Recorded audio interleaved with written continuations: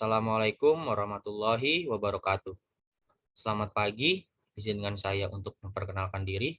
Taruna Politeknik Imigrasi tingkat 3, nama Muhammad Anugrah Arianto, NRT 2018-1498 1.01, kelas Hukum Keimigrasian C. Pada kesempatan pagi kali ini, izinkan saya untuk mempresentasikan hasil penelitian saya, yaitu kerawanan pada pelayanan keimigrasian berupa pemalsuan paspor. Di sini saya membagi menjadi 4 bagian, yaitu jenis-jenis dokumen keimigrasian, kerawanan pada pelayanan keimigrasian berupa pemalsuan paspor, dan upaya preventif keimigrasian terhadap pemalsuan paspor, lalu yang terakhir kesimpulan. Jenis-jenis dokumen keimigrasian. Dokumen keimigrasian adalah sebuah dokumen perjalanan dan izin tinggal yang diterbitkan atau dikeluarkan oleh pejabat imigrasi sebagai sarana keluar dan masuk dari wilayah Indonesia. Dokumen perjalanan Indonesia adalah paspor dan SPLP. SPLP yaitu surat perjalanan laksana paspor. Paspor di Indonesia terbagi menjadi 3, yaitu paspor diplomatik, paspor dinas, dan paspor biasa. Kemudian, paspor biasa terbagi menjadi 2 jenis, yaitu paspor biasa yang pertama elektronik dan yang non-elektronik.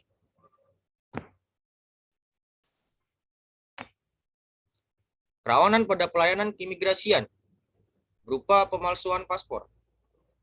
Paspor semua negara memiliki fitur keamanan seperti pemeriksaan keamanan dokumen terhadap pemalsuan. Organisasi Penerbangan Internasional atau yang kita biasa sebut ICAO terus berupaya untuk memperbarui fitur keamanan pada dokumen perjalanan paspor sesuai yang ditetapkan.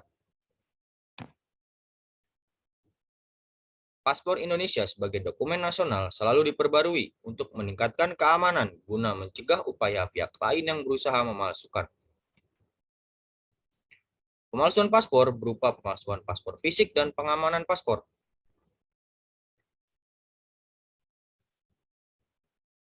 Paspor palsu berupa dokumen palsu, angka, tanggal, stempel, pengetikan, tulisan, tanda tangan dinas, dan keterangan atau catatan yang palsu. Sedangkan di bidang keamanan paspor mencakup ancaman yang mempengaruhi keamanan paspor berupa penyerangan atau perubahan kode dan data.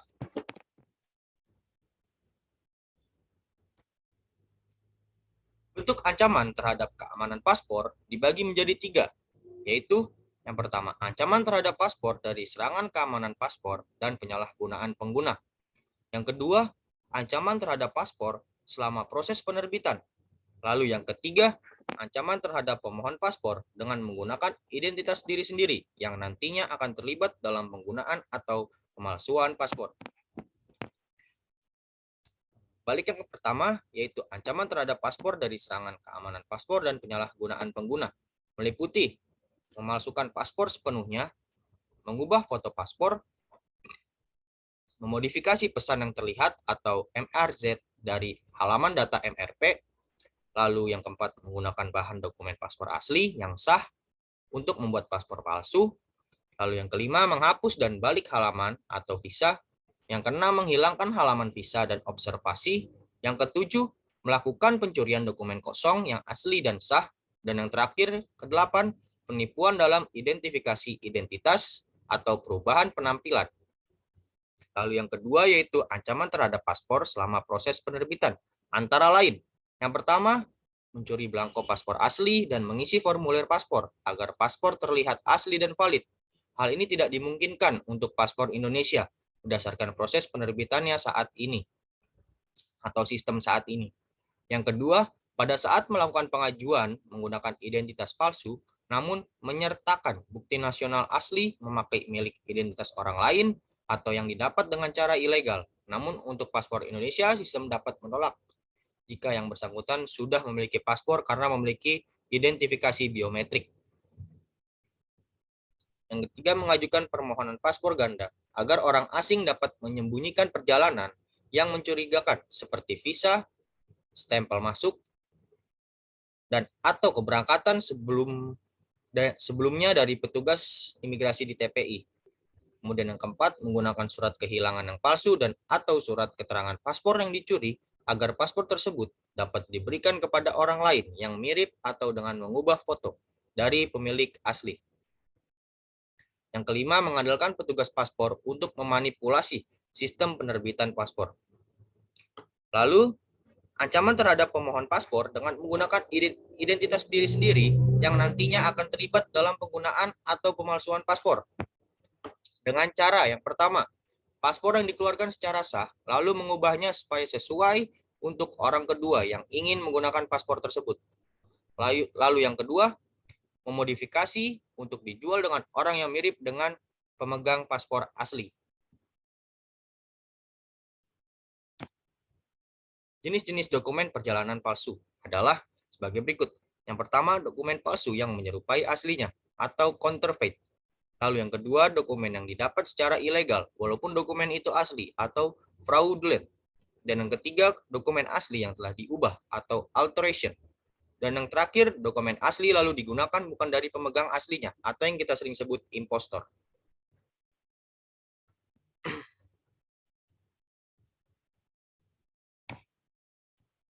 Upaya preventif keimigrasian terhadap pemalsuan paspor. Menurut Philippus M. Hedjon, proteksi hukum diartikan sebagai seperangkat aturan yang melindungi yang satu terhadap yang lain. Upaya preventif memerlukan proteksi hukum. Sarana proteksi hukum dalam pelaksanaannya dalam memberikan proteksi hukum memerlukan tempat untuk pelaksanaannya. Philippus M. Hedjon menambahkan pandangannya bahwa sarana proteksi hukum atau sarana pencegahan dapat diartikan sebagai bahwa rakyat diberikan kesempatan untuk mengajukan pendapatnya mengenai rencana sebelum keputusan pemerintah dibentuk yang bertujuan untuk mencegah terjadinya konflik atau permasalahan ke depannya. Ketentuan ini sangat penting bagi pemerintah untuk mengambil tindakan praktis berdasarkan kebebasan berekspresi. Karena adanya standar preventif mendorong pemerintah untuk lebih berhati-hati dalam merumuskan kebijakan untuk memecahkan suatu masalah. Bukti teori tersebut dapat ditemukan dalam Undang-Undang Nomor 6 Tahun 2011 tentang keimigrasian yang secara jelas mengatur tentang upaya preventif di bidang keimigrasian, yaitu saling tukar informasi dengan negara lain oleh suatu lembaga nasional, termasuk cara pengoperasian, pengamanan, dan pengawasan dokumen perjalanan, serta legalitas keabsahan dokumen. Lalu kerjasama dengan cara pelatihan dengan negara lain meliputi pengamanan terhadap kualitas dokumen perjalanan yang dikhawatirkan dokumen palsu, deteksi pencegahan perdagangan manusia, dan saling bertukar informasi yang dapat membuat terobosan terbaru untuk kedepannya agar lebih baik. Yang ketiga, melakukan sosialisasi tentang perdagangan dan penyelundupan manusia kepada masyarakat karena masih kurangnya literasi atau pengetahuan masyarakat akan informasi mengenai dampak dari maraknya kasus tersebut untuk upaya pencegahan. Lalu, memastikan kualitas dokumen perjalanan yang aman dan memiliki kualitas yang baik supaya tidak mudah dipalsukan dan dimanipulasi oleh orang yang tidak bertanggung jawab. Dan yang terakhir yaitu memastikan integritas dan keamanan dokumen perjalanan yang diterbitkan atau dikeluarkan oleh negara atau atas nama negara dan mencegah perbuatan dokumen tersebut secara ilegal dalam penerbitan dan penggunaannya dokumen tersebut. Jika dibutuhkan oleh otoritas keimigrasian, maka sarana preventif yang sesuai dalam dokumen perjalanan meliputi paspor, visa, dan izin tinggal. Kesimpulan. Salah satu fungsi keimigrasian yang tercantum dalam Undang-Undang Nomor 6 Tahun 2011 adalah pelayanan publik. Salah satu pelayanan publik yang diberikan oleh Departemen Imigrasi adalah penerbitan dokumen perjalanan, termasuk paspor. Namun paspor sangat rentan terhadap kejahatan berupa pemalsuan paspor, antara lain penyalinan paspor secara penuh atau utuh, modifikasi data, manipulasi dari pemilik data, serta perubahan kode keamanan paspor. Solusi, upaya preventif jangka pendek dan upaya preventif jangka panjang. Upaya preventif jangka pendek yaitu melakukan sosialisasi kepada masyarakat melalui berbagai media, baik media cetak maupun media sosial mengenai pencegahan pemalsuan paspor. Lalu upaya preventif jangka panjang berupa pelatihan dokumen fraud atau pelatihan dokumen yang diperlukan sebagai bekal keahlian untuk pihak imigrasi dalam mendeteksi pemalsuan dokumen perjalanan, dan seharusnya pelatihan tersebut wajib dilaksanakan di institusi pendidikan keimigrasian atau Poltekim sebelum ditugaskan di pelosok-pelosok maupun di tempat-tempat keimigrasian di lapangan. Lalu jangka pendeknya, memberi media yang bisa digunakan untuk pelaporan seperti situs pelaporan atau nomor darurat telepon keimigrasian tentang adanya dugaan pemalsuan paspor, supaya memudahkan masyarakat untuk membantu tugas dan tusi keimigrasian bagi pegawai imigrasi.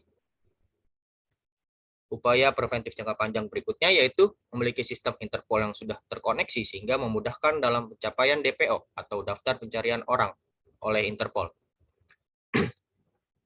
Melakukan update sistem BCM atau Border Control Management di TPI. Melakukan pengawasan gabungan dengan instansi lain seperti TNI, Polri, BIN, Pemda, dan lain sebagainya. Lalu mendukung fasilitas dan prasarana pada Direktorat Jenderal Imigrasi, khususnya untuk seksi laboratorium forensik keimigrasian, supaya terus melakukan pengembangan dan penelitian terhadap tindakan pencegahan pemalsuan paspor. Terima kasih. Sekian. Kurang lebihnya mohon maaf. Wassalamualaikum warahmatullahi wabarakatuh.